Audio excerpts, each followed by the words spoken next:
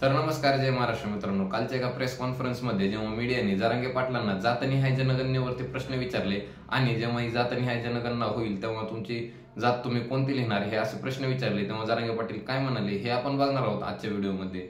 या जनगणनेचे ज्यावेळेस सर्वेक्षण होईल त्यात तुम्ही तुमची जात कोणती नमूद करणार?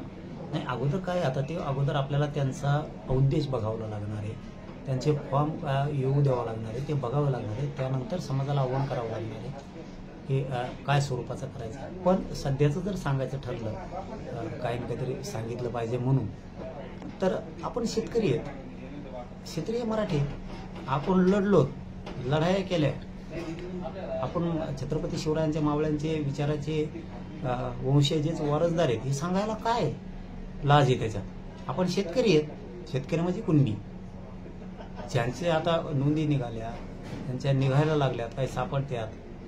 कुणबी लिहायला म्हणजे शेतकरी लिहायला लाज काय? दोन्ही आपणच आहेत, क्षेत्रीय मराठी पण आपणच आहेत आणि कुणबी म्हणजे शेतकरी पण आपणच आहेत. त्यामुळे त्यात कुणबी लिहायला काहीही लाज नाही. शेतकरी शब्द लिहायची काय लाज आहे? शेतकरी म्हणजेच कुणबी. मराठा कुणबी लिहायला काय हरकत नाही, कारण दोन्ही एकच आहे. ती मराठा कुणबी लिहू शकते, कुणबीही लिहू शकते.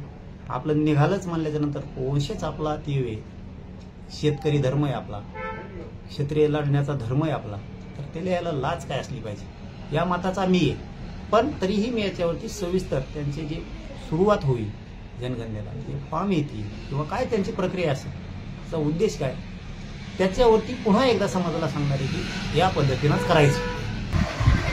चांगली गोष्ट स्वागत केलं, पाणी का पाणी खायला पाहिजे, कारण यांनी खूप बोगस आरक्षण जास्त खाल्लेलं आहे. यांना 14% आरक्षण दिलेलं होतं, परंतु हे 32%वरती गेले.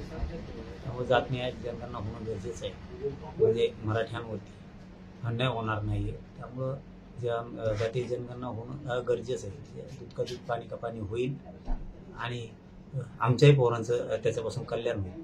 त्यामुळं त्याच्याकडे बघण्याचा काय दृष्टिकोन चांगलाच. जनगणनेचा कालमर्यादा अजून केंद्र सरकारने स्पष्ट केली नाही, याबाबत आपल्याला काय म्हणायचं? नाही, ते कालमर्यादा स्पष्ट करणार पण नाहीत, कारण लहान विषय नाही तो, देशाचा विषय. देशाची जनगणना होणं म्हणजे थातूर मातूर करणं हे त्यांच्या अंगलटी आहे, साधी सोपी गोष्ट नाही आहे. ती आता खूप वर्षानुवर्षे त्याला लागणार आहेत आणि ते पारदर्शक व्हायला पाहिजे. मात्र त्याच्यातले घेतलेले सदस्य, अध्यक्ष यांनी जाती बघून जनगणना नाही केली पाहिजे किंवा मराठ्यांची टक्केवारी मुद्दाम जाणून बुजून कमी दाखवणं हेही काम नाही केलं पाहिजे.